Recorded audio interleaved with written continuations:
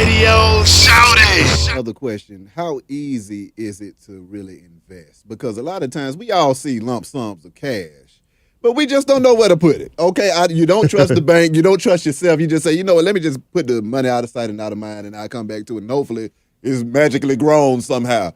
How can we get into the business of investing our money and watching it grow? At the blackbusinessschool.com, which people can actually join for free initially, we send them a video immediately on how to buy your first share of stock in 10 minutes. And what we do, the reason we do that is because we want the stock market to stop being scary to people. Yeah. You know, there's no whites only sign on the stock market. You ain't got to be a millionaire to be in the stock market. You ain't got to have a PhD in finance to invest in the stock market.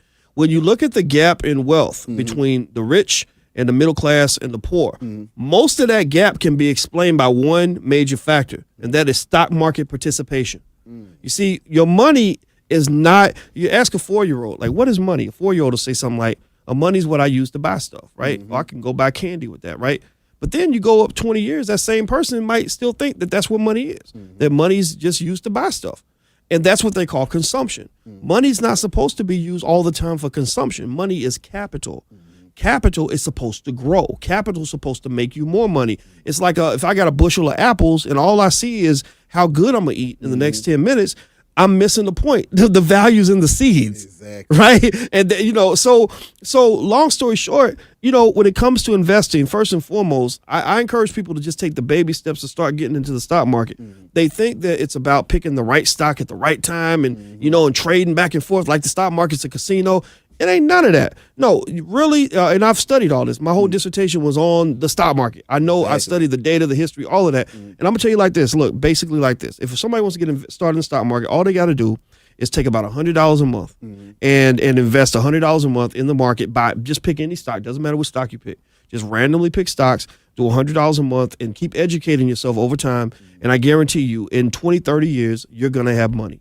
You're going to have a lot of money. And so some people may say, well, 30 years, I don't want to wait that long. But if you got a newborn baby, I mean, think about this. You do that for your child from the time they're born. And by the time they're 30, they got hundreds of thousands, if not over $1 million available in the market. That's a game changer for them. They can make different life choices than you made. They're not going to have to go in debt to go to school. They're not have to go in debt to buy a house. They're not going to have to go in debt to get married. You know what? They're going to be able to quit their job and start a business and get the money without it being a big deal.